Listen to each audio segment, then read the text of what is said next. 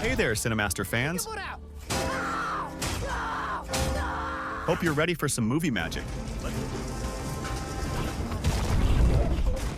Let's dive right in. The movie Minnal Murali. While watching a play, a group of people received the news that the fireworks warehouse was on fire, and they all fled before a catastrophe struck. As he was alone in the theater, Jason was left behind because his father was the lead actor and was on stage when the fire broke out. Suddenly, he was hit by an explosion. Immediately, the boy was thrown away, and as he lay wounded on the ground, he saw his father struck by the fire. Years later, a TV reporter announces a rare celestial event, a triangular planetary alignment that occurs only once every 700 years. The planets Mars, Saturn, and Jupiter will be aligned in the same magnetic field that night, causing a huge storm of lightning and thunder. Now that he's an adult, Jason plans to move to the United States to work as a tailor and wants to take his girlfriend with him. However, Binci's father doesn't approve of this relationship and is on the lookout to attack Jason when he and his daughter meet. After striking the young man Mr. Sajin orders Binci to return home and informs her that she is already promised to another man. After being publicly humiliated, Jason returns home and wears a Santa Claus costume to find his girlfriend and find out if the story that she is engaged is true. During the conversation, the young woman hears her father's car approaching, and he is accompanied by Anish, her future fiancé. When he finds out that his girlfriend is actually going to marry another man, Jason is furious, and Binci orders him to hide under the bed so her father doesn't find him. That night, Shibu discovers that Usha, the woman he has always loved, has separated from her husband. So, the man decides to go and visit her, but he doesn't have the courage to approach her and just watches her from afar as he remembers the time when they were both young. Despite his strong feelings, Shibu never had the courage to confess his love for Usha, as her father always made it difficult for him to get close to her. After Binci and Anish leave the room, Jason puts his Santa mask back on and watches the couple talking. At that moment, he remembers the day he found out that Binci liked him. They were both still at school when they started dating. When he realizes that the young woman is really interested in Anish, Jason feels betrayed, and after removing his mask, says that as soon as Binci finds a richer man than her fiancé, she will leave him. Suddenly, Sajin appears and points a gun at Jason. As he tries to run away, the young man is struck by lightning, and Shibu is also hit at the same time. Terrified by what his eyes had just witnessed, Sajin orders his men to take Jason to the hospital. And when the young man's body was on the stretcher, the doctor tried to revive him. After a few minutes of heart massage, Jason wakes up, but Shibu won't regain consciousness until the next morning. After getting off his boat, the man crawls back home and collapses again just after entering his room. According to Dr. Orionon, when someone is struck by lightning, they receive a discharge of energy capable of causing extremely serious damage to the body. However, Jason was very lucky as he didn't suffer anything serious, just a scar on his chest accompanied by a feeling of discomfort. Still in the hospital, he is given medication and squeezes an iron bar to try to ease the pain of the injection. When Jason gets up, the iron bar he clenched is dented, indicating that last night's incident has increased his strength. When he is sent to the examination room to see if the lightning has caused any internal damage to his body, Jason ends up destroying the machines nearby due to a power surge. When he wakes up from his fainting spell, Shibu lies down on the bed and begins to shiver, his tremors causing the whole house to shake with him. Suddenly, Varath realizes that an earthquake is about to happen and rushes to wake up Shibu so that they can both leave the house before it collapses. However, as soon as the pair run into the yard, the house stops shaking and Varath tries to understand what has happened. Upon returning home, Jason is greeted by his nephews who are happy to see him, and he sees his sister being scolded by her husband for not having served lunch before going to the hospital. When he comes across the invitation to Binci and Anish's wedding, Jason remembers that he lost his girlfriend to that guy and feels disgusted. In an attempt to help her brother restart his life, Jesmi gives him some gold accessories that she got as a present on her wedding day and says that Patan mustn't find out about it. After selling those jewels, Jason goes to talk to Beiji and is amused to see her kicking Anish out of her house. The man is her ex-boyfriend, and he went there to invite her to his wedding to Binci, but the woman doesn't want to see him anymore. Just then, Jason goes to talk to her about the paperwork he's organizing for his move to the United States and starts coughing. Young man accidentally causes more damage, and as he rushes out to avoid getting wet, he rips the bathroom door off. The next morning, Jason continues to suffer from his enlarged hearing and sticks his head in a bucket of water in an attempt to drown out the outside noises. Worried about his brother, Jez invites him to breakfast, and when he discovers that Jason has eaten his food, Panan is furious. Frightened of her own husband, Jez runs out of the house to call for help, and in trying to help her, her father is also attacked. Seeing his family being humiliated, Jason is furious,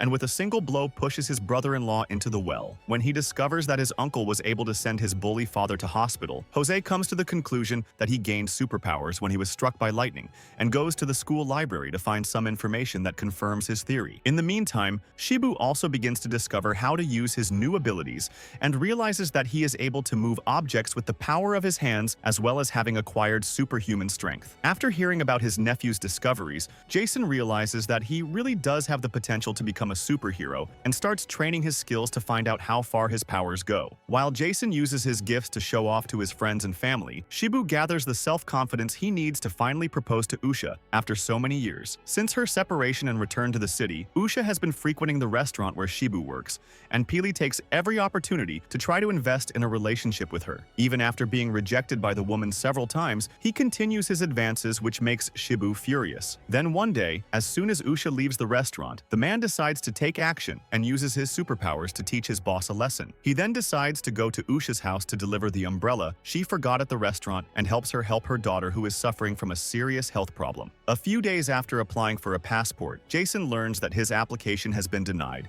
and goes to the police station to find out why. That afternoon, his father accompanies him, and Jason discovers that it was Sajin who hindered the process so that the young man couldn't go to the United States. As an excuse, the police officer claims that he couldn't approve Jason's documents because he found an inconsistency in his father's name. While on his birth certificate, the young man is registered as the son of a man called Martin. On his ID, his father's name is Very. This is because as a child, Jason was the victim of a fire and ended up losing his father. On that day, he also lost his memory and ended up being adopted by Very, who has raised him as his son ever since. When he discovers the truth about his past, Jason feels frustrated at having been deceived by his father and leaves without his long-awaited passport. Upon arriving at the hospital, Shibu discovers that Usha's daughter needs emergency surgery that will cost a lot of money, and the woman can't afford it. So he says he'll pay for the surgery and goes after the money needed to pay for all the medical care Cuckoo needs. Later, when he gets home, Very apologizes for hiding the truth from his son and gives Jason a trunk with all the belongings he inherited from his biological father. According to Very, Maiden didn't lose his life because of the explosion. He could have run away like most people, but instead he decided to stay and help people escape the fire. When he learns that his father has lost his life as a hero, Jason decides to do the same. And realizing that his adoptive father has been beaten up by Sajun while trying to convince him to release his passport, the young man finds his first opportunity to act. That night, Jason infiltrates the cast of a performance taking place in his town, and during the show, he comes down from the stage to strike Sajin. At that moment, the other policemen present at the scene unite to attack him, but Jason easily manages to deal with them on his own. As he's wearing a mask, his identity isn't revealed, and everyone witnessing the fight wonders who that guy is. Before leaving, the young man threatens Sajin, saying that from now on he will be watching his every move. After robbing a bank, Shibu goes to the hospital to pay the bill for Cuckoo's surgery, but discovers that the debt has already been paid by Dawson, Usha's brother. The next day, news of the masked man begins to circulate around the city, and as well as being wanted for attacking the police, he is also accused of robbing the central bank. Instead of regarding him as a criminal, the population gave the masked man the title of hero and started calling him Super Murali. After being attacked by his brother-in-law, Patan realizes that Jason is much stronger than he thought. So, he begins to suspect that he is the masked man everyone is looking for. To further confirm his suspicions, the man sees his eldest daughter wearing a mask identical to Super Murali's, and when asked where she found it, Apamol reveals that it was in her uncle's room. Thanks to Jose Man's warnings, Jason realizes that his brother-in-law is close to discovering the truth about him and decides to go after him. Along the way, the young man hitches a ride with the bus that is going to Binchi and Anisha's wedding. Upon seeing him, Beiji convinces him to accompany her to the party so that the bride and groom don't think that their ex-boyfriend and ex-girlfriend are still heartbroken. Together, the young people enjoy the wedding party, and during the event, Shibu creates opportunities to strengthen ties with Usha. A few days later, Jason finds a new opportunity to get his passport, and to do so, he will have to use the money he got from selling his sister's jewelry. However, when he goes to look for the money he has saved in the sewing store where he works, he discovers that Dawson has taken it to pay for his niece's surgery. Furious, Jason threatens his old friend and says that he will suffer the consequences if he doesn't return his money by that evening. However, after a brief conversation with his father, the young man realizes that he has made a big mistake as Dawson only took that money to save his niece's life and intended to return it soon. After being told what had happened, Shibu decided to pay Usha's brother a visit and gave him the money he had stolen from the central bank so that Dawson could pay Jason. However, when he realizes that Shibu has ill intentions and intends to use the money as a bargaining chip to marry Usha, Dawson refuses his help and orders him to leave. Feeling guilty about the words he said to his friend that afternoon, Jason decides to go and see him to apologize. The man is about to close up store when Shibu returns and threatens him with a pair of scissors. According to Shibu, when his mother lost her life, he was abandoned by his father and spent days alone with nothing to eat. When he was hungry, Usha was the only person who fed him, and since then, he has loved her more than anyone else. So Shibu decides to get rid of Dawson because he knows that he will never give his blessing for Usha to marry him. While taking the man prisoner, Shibu sprinkles gunpowder all over the store and then lights a match to set the place on fire, making it look like Dawson accidentally lost his life in a fire. After making sure that the man has been eliminated, the man starts shouting for help and announces that the store is on fire. When he arrives at the establishment, Jason discovers that Dawson has been the victim of a fire and has already been taken to the nearest hospital. However, when he enters the store where he works, he comes across Super Murali's signature and discovers that someone is using his secret identity to do evil. And the next day, his friends and family gathered to hold his funeral. While most of those present suspect Jason of being responsible for the crime, Jason decides to confess to Beiji that he is Super Murali. But the woman just mocks him as she doesn't believe that the young man is the great fighter who took on the city's policemen. To prove he's telling the truth, Jason smashes a table full of stacked boards and destroys them all with a single blow. When she discovers the truth, BG asks if Jason really robbed the central bank and eliminated Dawson, but the young man says no. Worried about her friend, the young woman advises him not to reveal his secret identity, otherwise he'll be arrested for crimes he didn't commit. As he wants to find out who is impersonating him in order to spread chaos throughout the city, Jason decides to take on the role of superhero and start investigating. By now, the population is completely outraged and pressuring the police to discover Super Murali's identity. After stealing a scarecrow's mask, Shibu decides to go to the police station, and Pin is sure that this is his brother-in-law. But soon after, Jason shows up and the policeman realizes he was wrong about his investigation. At this point, Super Murali attacks him and is thrown onto the roof just as he was about to be shot by the police. Shibu uses his telekinesis to bend the barrels of the guns. Witnessing the man's power, all the officers, including Sajin, cower and walk away, letting the criminal go unharmed. The truth is that he went there to steal the tape containing the security camera recordings from Dawson's store. But before Shibu could complete his objective, Jason appeared using a piece of cloth to hide his face and ran off with the tape. Thanks to his incredible physical ability, he manages to run at high speed, but Shibu keeps up with him, and they both begin a chase through the city and is found by a little girl. Jason quickly enters the vehicle to retrieve the tape, but Shibu appears right behind him and uses his powers to immobilize his opponent. After destroying the tape, Shibu flees, but Jason chases after him and fails to catch him. During the duel, the bus driver was injured and lost consciousness, so the vehicle ended up being driven over a cliff. Hearing the cries for help from the passengers and a mother desperate to save her daughter who is hanging outside, Jason decides to help and uses his strength to drag the bus back to dry land. After pulling the vehicle to the top of the cliff, the superhero realizes that the little girl has fallen and uses a rope to hold on while he jumps down to rescue her. During the fall, Jason grabs the girl and manages to get her back to the top. When the young girl is safe in her mother's arms, Super Murali leaves his signature on the bus to let everyone know that there is an imposter trying to tarnish his name. Thanks to this heroic act, Super Murali's image was restored, and Jason decided to make a superhero costume. As time goes by, Shibu continues to use his superpowers to benefit himself and harm others in the name of Super Murali. Seeing his reputation at risk of being tarnished, Jason decides to continue the investigation and finds a clue that points to Shibu as an imposter. In the meantime, Shibu investigates the list of patients who attended the city hospital on the day he was struck by lightning and discovers that Jason also experienced the same thing that day. Now that they both know each other's identity, Shibu decides to try a peaceful approach and guarantees that he won't create any more problems if Jason agrees to forget about their rivalry. While talking,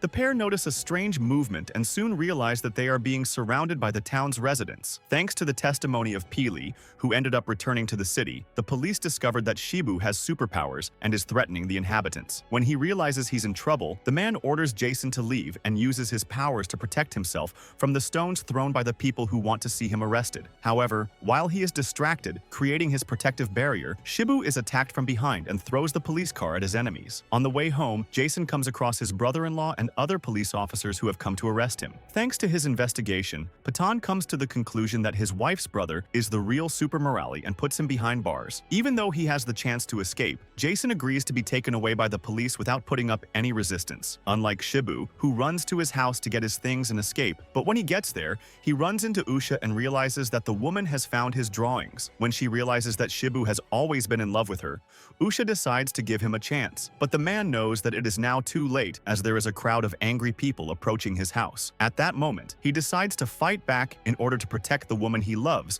and have the chance to be by her side. However, while the man is fending off the invaders with his powers, one of the torches ends up falling on the roof of the house, and as she is distracted watching the battle through the window, Usha doesn't notice the fire in time to escape. When he realizes that the woman is in danger, Shibu runs to try to protect her, as he knows there is a powder keg in her house. Unfortunately, however, he can't get there in time, and an explosion occurs, taking the lives of Usha and Cuckoo. As his body has become more resistant after being struck by lightning, Shibu manages to survive, and now that he has lost everything he loved, he decides to seek revenge. The following week, while the whole town is gathered in an amusement park, Shibu plants some explosives hidden in various corners of the place and starts dancing as he sees people fleeing in panic. Then the man begins the second part of his plan, but ends up being caught by Beiji, who decides to follow him to find out what Shibu is up to. At that moment, Jason is being held in one of the police station cells, and when he is informed of what has happened, Sajin decides to release him because he knows that this young man is the only one capable of facing Shibu as an equal. Trying to open the bars, Sajin can't find the right key to unlock the padlock, so Jason uses his bare hands to pry the bar off. After spreading terror and causing chaos among the residents of his village, Shibu traps them all in cages